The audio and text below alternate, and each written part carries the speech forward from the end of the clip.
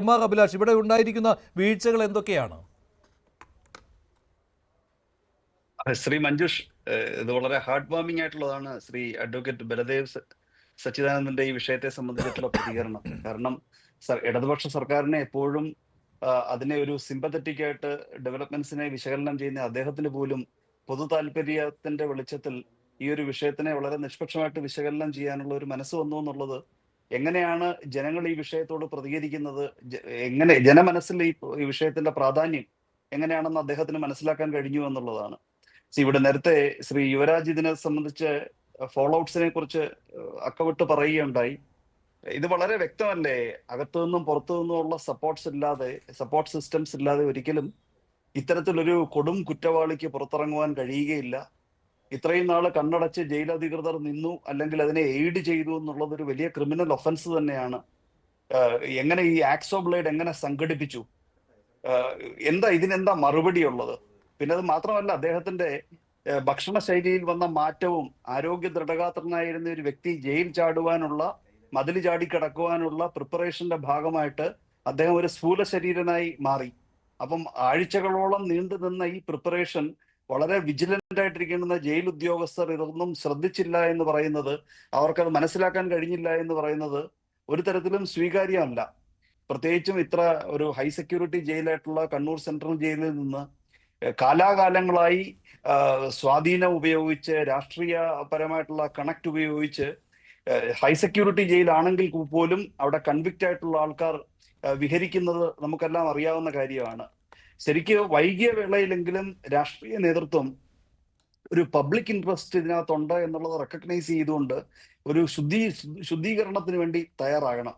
ഗോവിന്ദചാമിയെ പിടിച്ച് ജയിലിലാക്കി എന്നുള്ളതിനകത്തോ അല്ല ക്രെഡിറ്റ് ഇവിടെ. ഗോവിന്ദചാമി പുറത്തായിരുന്നുവെങ്കിൽ കേരളം ഇന്നത്തെ കേരളത്തിന്റെ അവസ്ഥ എന്താകുമായിരുന്നു? അത് നാട്ടുകാർ ഉണർന്നിരുന്നത് കൊണ്ട് തന്നെ ഗോവിന്ദചാമിയെ ഉടൻ തന്നെ അകത്താക്കാൻ കഴിഞ്ഞു. അതിൽ പോലീസിന് കണ്ടെത്താൻ കഴിഞ്ഞില്ല, പക്ഷെ നാട്ടുകാർക്ക് കഴിഞ്ഞു. ആ ഒരു ഒറ്റ യുവാവിന്റെ, ആ ചെറുപ്പക്കാരന്റെ ആ സംശയമാണ് ഇപ്പോൾ ഗോവിന്ദചാമി അകത്താകാൻ കാരണമായത്. അല്ലെങ്കിൽ മറ്റെവിടെയെങ്കിലും ആയിരുന്നേനെ ഗോവിന്ദചാമി ഇപ്പോൾ. തീർച്ചയായിട്ടും അത് മാത്രമല്ല, അയാൾക്ക് ആ കിണറിൽ ഉറങ്ങി ഒളിച്ചിരിക്കുവാനുള്ള ചിന്ത വന്നതും. അപ്പൊ ജനങ്ങളും കിണറുമാണ് പിടിക്കാനിടയാക്കിയ വഴി ഒരുക്കിയത്. അവർക്കാണ് ആദ്യം ക്രെഡിറ്റ് കൊടുക്കേണ്ടത്. പൊതുവെ ലിഞ്ചിങ് എന്ന് പറയുന്നത് നിയമവിരുദ്ധമാണെങ്കിലും ആ കിണറ്റിൽ നിന്ന് പിടിച്ച് പുറത്തേക്ക് ഇറങ്ങിയപ്പോ ആ മുഖത്ത് കൊടുത്തൊരു അടിയുണ്ടല്ലോ, ആ അടി കേരള ജനതയുടെ ഏറ്റവും മൈൽഡായിട്ടുള്ള പ്രതികരണമാണ്. അത് സാധാരണ ജനങ്ങൾ എങ്ങനെയാണ് ഈ വിഷയത്തെ കാണുന്നതെന്നുള്ളതിന്റെ ഏറ്റവും വലിയ പ്രതിഫലനമാണ്. ജയിൽ ഉദ്യോഗസ്ഥരെ സംബന്ധിച്ചിടത്തോളം അവർക്ക് പലതരത്തിലുള്ള രാഷ്ട്രീയ സമ്മർദ്ദം കൊണ്ടും കൊടും ക്രിമിനലുകൾക്ക് വേണ്ടി ചട്ടങ്ങൾ അയക്കുവാൻ അവർ നിർബന്ധിതരാകുമ്പോൾ സ്വാഭാവികമായിട്ട് ഇങ്ങനെയുള്ള ഫേവേഴ്സിനെ കുറിച്ച് അവർ ചിന്തിക്കും. കാരണം ഇവരെല്ലാം മനുഷ്യർ തന്നെയല്ലേ. ഇതിനകത്ത് എന്തൊക്കെയാണ് വീഴ്ചകൾ ഉണ്ടായിട്ടുള്ളത് എന്നുള്ളത് ഒരു ഇൻവെസ്റ്റിഗേഷനിലൂടെ മാത്രമാണ് വരിക. അദ്ദേഹം ഉപയോഗിച്ച വസ്ത്രങ്ങൾ ഉൾപ്പെടെ ഏത് തരത്തിൽ അദ്ദേഹത്തിന് ആ വലിയ മതിൽ അയാൾക്ക് ചാടി കടക്കാൻ കഴിഞ്ഞു, ഈ തുണി, അതിന്റെ സ്ട്രെങ്ത് അതെങ്ങനെ എൻഷുർ ചെയ്തു. ഒരു കൈ മാത്രം വെച്ചുകൊണ്ട്, അദ്ദേഹത്തിന് ഒരു കൈ അല്ല ശ്രീ മഞ്ജുഷ്, അദ്ദേഹത്തിന് പല കരങ്ങളുണ്ട്. പക്ഷേ അതില് നമ്മൾ ഒരു കരം മാത്രമേ നമുക്ക് കാണാൻ കഴിയുന്നുള്ളൂ. ഉള്ളിലും പുറത്തുമായിട്ട് പല കരങ്ങൾ അദ്ദേഹത്തിന് വേണ്ടി പ്രവർത്തിച്ചിട്ടുണ്ട്. അത് പുറത്തു കൊണ്ടുവരിക എന്നുള്ളതാണ് ഏറ്റവും വലിയ ചലഞ്ച്. ഒരു ജുഡീഷ്യൽ അന്വേഷണം തന്നെ ഇത് സംബന്ധിച്ചുണ്ടായില്ല എന്നുണ്ടെങ്കിൽ, ഇപ്പം ഡിപ്പാർട്ട്മെന്റൽ അന്വേഷണം ഇതിനകത്ത് എന്തെങ്കിലും പുറത്തു കൊണ്ടുവരുമോ? കേരളത്തിലെ ഓരോ സ്ത്രീക്കും, ഓരോ അമ്മയ്ക്കും, ഓരോ പെങ്ങൾക്കും, ഇവിടെ ഇന്ത്യൻ പൗരന്മാരവിടെ ജീവിച്ചിരിക്കുന്നവരുടെ ജീവനും സുരക്ഷിതത്വത്തിനും ത്രട്ടായിട്ടുള്ള ഒരു വ്യക്തി ഇങ്ങനെ പുറത്തിറങ്ങി എന്നുള്ളത് മറ്റൊരു ജയിൽ ബ്രേക്ക് പോലെ ഗോവിന്ദൻ മാസ്റ്ററുടെ സ്വതസിദ്ധമായിട്ടുള്ള രീതിയിൽ ഇതിനെ ലളിതവൽക്കരിച്ച് കാട്ടാൻ കഴിയില്ല. കോൺസ്റ്റിറ്റ്യൂഷൻ പ്രകാരം, ഇന്ത്യൻ ഭരണഘടനയുടെ 21-ാം വകുപ്പ് പ്രകാരം ഓരോ വ്യക്തിയും, കേരളത്തിൽ ഓരോ സ്ത്രീയും അവർക്ക് ഗ്യാരണ്ടീഡ് ആയിട്ടുള്ള സുരക്ഷയെ ത്രട്ടൺ ചെയ്തുകൊണ്ടാണ് ഈ മൃഗം പുറത്തിറങ്ങിയത്. എങ്ങനെയാണ് അതിനെ ലളിതവൽക്കരിക്കാൻ കഴിയുക? പിടിച്ചകത്തിട്ടു എന്നുള്ളത് നിർബന്ധിതരാവില്ലേ? ഗോവിന്ദചാമി ഇന്ന് അവരെ പിടിക്കാൻ കഴിഞ്ഞില്ല എന്നുണ്ടെങ്കിൽ കേരളത്തിൽ എന്ത് സംഭവിക്കുമായിരുന്നു? എത്ര നിസ്സാരവൽക്കരിച്ചാണ് ഇന്ന് എം.വി. ഗോവിന്ദൻ പറഞ്ഞത്. ഇന്നത്തെ ഈ പൊതുസമൂഹത്തെ നോക്കി പരിഹസിക്കുന്ന രീതിയിലുള്ള പ്രതികരണമായി പോയി എം.വി. ഗോവിന്ദൻ്റേത്. അദ്ദേഹം അത് തിരുത്തേണ്ടതാണ്. കാരണം ഇത്ര ലാഘവത്തോടുകൂടി ഗോവിന്ദചാമിയെ പിടിച്ചില്ലേ, അപ്പോൾ വീഴ്ച തീർന്നില്ലേ എന്ന രീതിയിൽ അദ്ദേഹം പറയുന്നത് എന്തർത്ഥത്തിലാണ്? എത്ര ലാഘവത്തോടു കൂടിയാണ് എം.വി. ഗോവിന്ദൻ ഇന്ന് പ്രതികരിച്ചത്? അങ്ങനെയല്ലായിരുന്നു പാർട്ടി സംസ്ഥാന സെക്രട്ടറി പ്രതികരിക്കേണ്ടത് എന്ന കാര്യത്തിൽ യാതൊരു സംശയവുമില്ല. ശ്രീ സക്രിയ ജോർജ്, അത് ഇപ്പോൾ ഇല്ല, ശ്രീ ജോർജ് ജോസഫ്, ഇതിൽ നേരത്തെ വധശിക്ഷയ്ക്ക് വിധിക്കപ്പെട്ടയാളുടെ വധശിക്ഷ ജീവപര്യന്തമായി കുറഞ്ഞത് അത് സുപ്രീം കോടതി നടത്തിയ ഒരു നിരീക്ഷണത്തിൽ നിന്നാണ്. ഇയാൾ സൗമ്യയെ തള്ളിയിട്ടിട്ടില്ല, അത് കൊലപാതകത്തിന് കാരണമായില്ല എന്നതായിരുന്നു വധശിക്ഷയിൽ നിന്ന് രക്ഷപ്പെടുവാനായിട്ട് ഇയാളെ സഹായിച്ചത്. സുപ്രീം കോടതി അങ്ങനെയാണല്ലോ കണ്ടെത്തിയത്. ഈ ഒറ്റക്കൈയായ ആൾക്ക് അതിന് സാധിക്കില്ല എന്ന് പറഞ്ഞുകൊണ്ട്.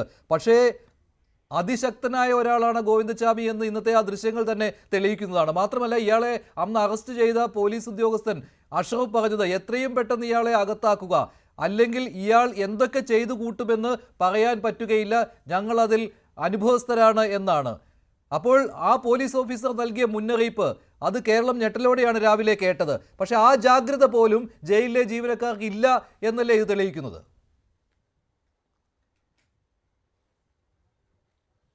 തീർച്ചയായിട്ടും അങ്ങനെ തന്നെ.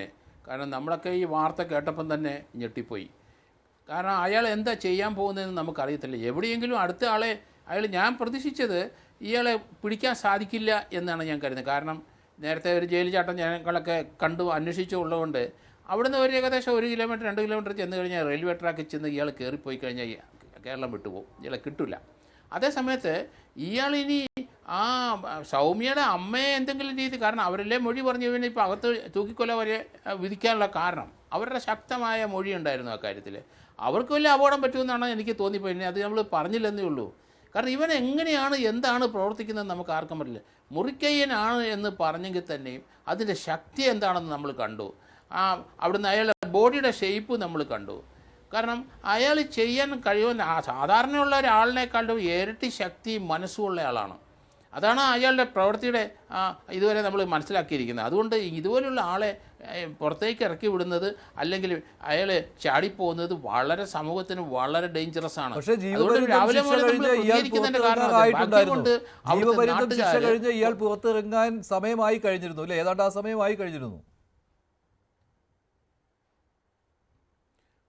2011 ഇയാളെ അറസ്റ്റ് ചെയ്തിരിക്കുന്നത്. ഏകദേശം 14 വർഷത്തോളം കഴിഞ്ഞിരിക്കുന്നു അത്. പക്ഷേ അയാൾക്കൊക്കെ വേണ്ടി ആരാണ് വരുന്നതെന്ന് ഇനിയിപ്പോൾ അന്നേരം വന്നങ്ങളെ നമുക്കറിയാനൊക്കെ ഉള്ളൂ. ആ കണ്ണൂർ സെൻട്രൽ ജയിലിൽ ഞാൻ ആലുവ കൂട്ടക്കൊല കേസിനകത്ത് ഒരാളെ ക്വസ്റ്റ്യൻ ചെയ്യാൻ പോയിട്ട് അതൊരു പാർട്ടിയുടെ സെല്ല് പോലെ അവിടെ പ്രവർത്തിക്കും. ഞാൻ 3 ദിവസം അവിടെ കിടന്ന് കറങ്ങി. കാരണം അവിടെ ഒരു പാർട്ടിയിലെ അംഗമായ ഒരാൾ ജീവപര്യന്തം തടവിന് കിടക്കുന്ന ആൾ സത്യാഗ്രഹം ചെയ്യാണ് ആ ജയിലിനകത്ത്. അവിടെ ചുറ്റുവട്ടത്ത് എല്ലാ ഉദ്യോഗസ്ഥന്മാരും നിൽക്കുകയാണ്. അയാൾ ഒരു സാക്ഷിയായിരുന്നു. അവിടെ ഒരു ക്രിമിനലിനെ എനിക്കൊന്ന് ക്വസ്റ്റ്യൻ ചെയ്യാൻ പോലും പറ്റില്ല. ഞാൻ അന്നേ മനസ്സിലാക്കിയിരുന്നു, വർഷങ്ങൾക്ക് മുമ്പത്തെ കാര്യം ഞാൻ ഈ പറയുന്നത്. ഇന്നും ആ അവസ്ഥ കുറച്ചുകൂടെ മാറി. കാരണം അവിടെ രാഷ്ട്രീയക്കാരെയൊക്കെ അവിടുത്തെ ജയിലിലെ അവിടുത്തെ ഉദ്യോഗസ്ഥന്മാരുടെ മുകളിലേക്ക് പോസ്റ്റ് ചെയ്യുന്നത് നല്ലതല്ല. അല്ലെങ്കിൽ സാമൂഹികമായ അവരുടെ ഉത്തരവാദിത്തമുള്ള ആൾക്കാരെയും കൂടെ ചേർക്കണം, രാഷ്ട്രീയക്കാരെ മാത്രമല്ല. അവിടെ ഇപ്പം ഭരിക്കുന്ന രാഷ്ട്രീയ ചേരുവയുള്ള അല്ലെങ്കിൽ രാഷ്ട്രീയക്കാരാണ് ജയിലിലെ ആ കമ്മിറ്റിയുടെ മുഴുവൻ കാര്യങ്ങളും നോക്കുന്നത്. അത് നമ്മൾ